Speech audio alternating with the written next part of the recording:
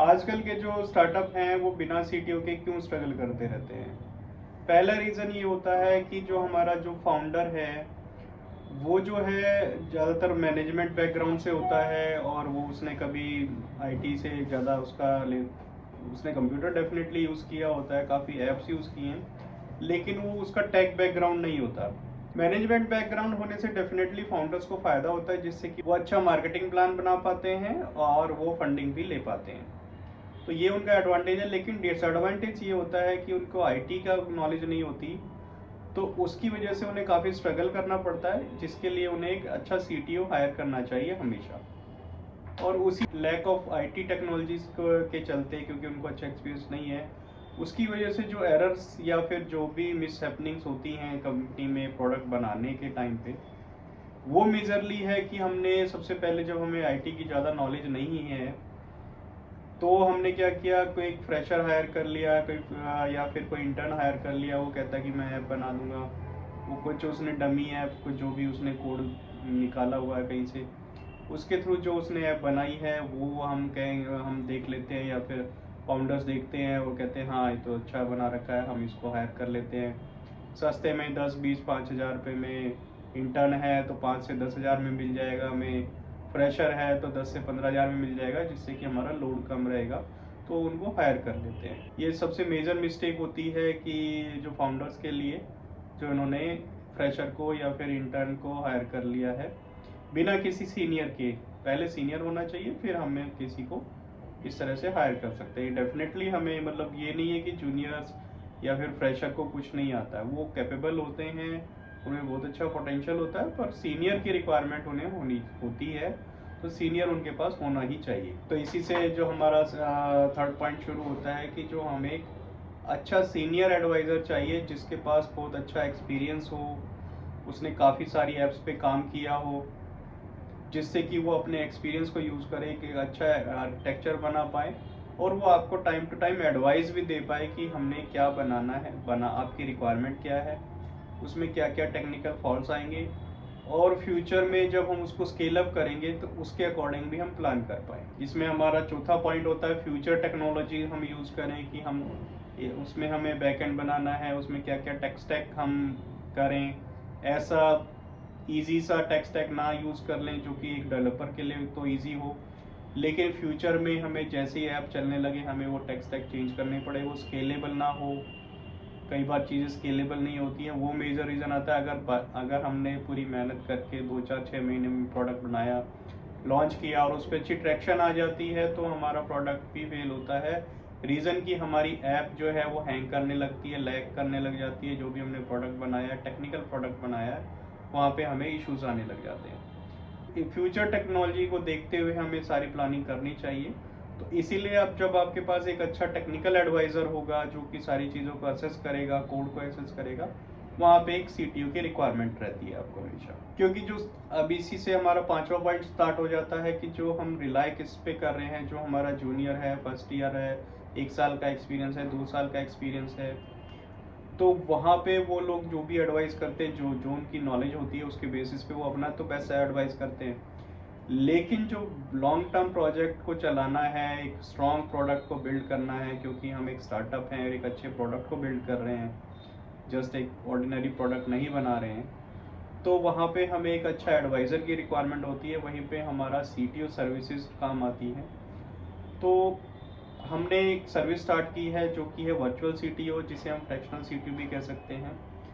जो कि हम आपको टेक्नोलॉजी से रिलेटेड सारी गाइडेंस प्रोवाइड करते हैं। चाहे आपको बहुत वन टाइम चाहिए, एक बार आप प्रोडक्ट को एसेस कराना चाहते हैं, असेसमेंट की जा सकती है, 2 घंटे के लिए आपको कोई कंसल्टेशन चाहिए, कुछ माइनर कंसल्टेशन चाहिए, या फिर मेजरली आपके प्रोडक्ट को शुरू से लेके आखिर तक एंड टू एंड उसको चेक किया जाए, असेसमेंट किया जाए, और अपनी केयर टेक में उसे बनाया जाए, ये भी प्रोवाइड करते हैं हम, जिससे कि आपके प्रोडक्ट में डे वन से, अगर आप हम शुरू से ही, आप जैसे ही स्टार्ट करते हैं और तभी से आप हमें कांटेक्ट करते हैं, तो हम डे वन से ही आपकी चीज़ों को प्लान करके देते हैं, जिसमें कि हम टीम हायर करके देते हैं आपके लिए। मतलब हम पूरी जो भी हम जेडी बनाएंगे वो भी हम बना के देंगे, फिर उसकी असेसमेंट करनी है जो भी कैंडिडेट हम हायर कर रहे हैं, और सीनियर जूनियर की कॉम्बिनेशन हम बना के रखते हैं, उनका कोड हम रिव्यू करते हैं, आर्किटेक्चर बनाते हैं, सारी चीज़ें हम बना के रखते हैं, पहले से प्री प्लान रखते हैं,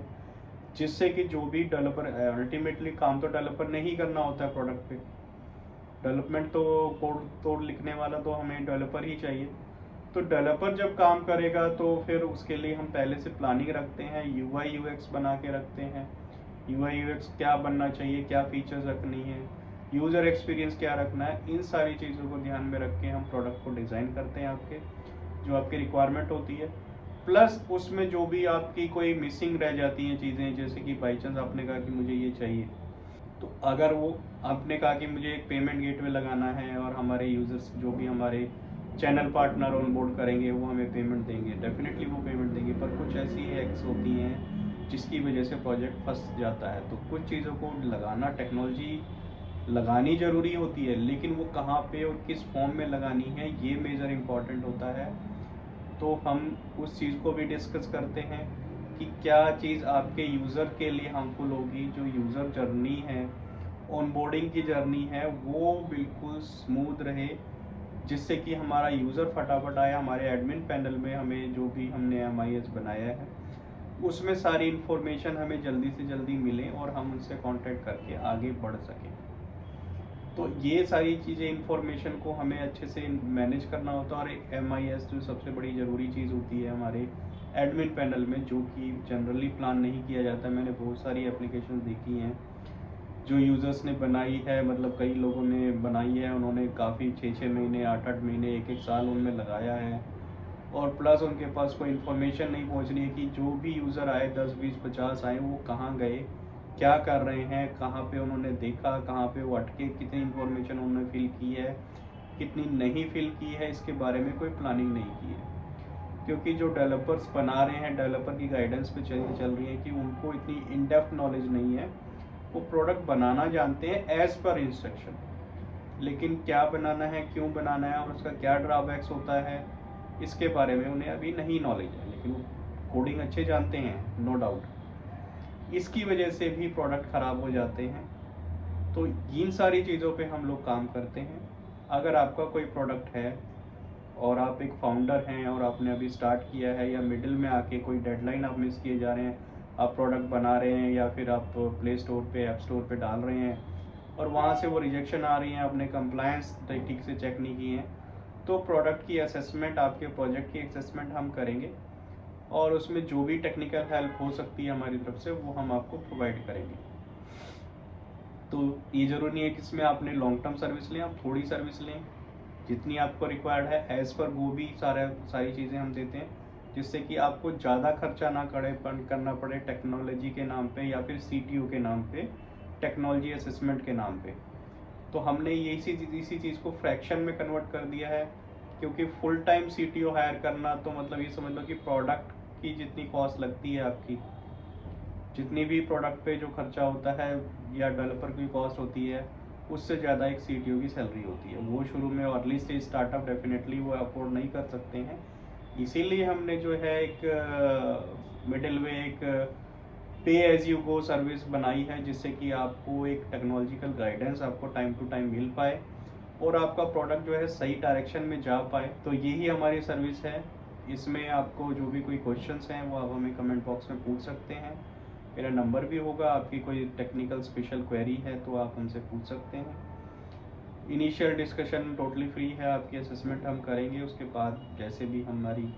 जैसी रिक्वायरमेंट होगी हम आपसे एसोसिएट करेंगे। Thank you so much.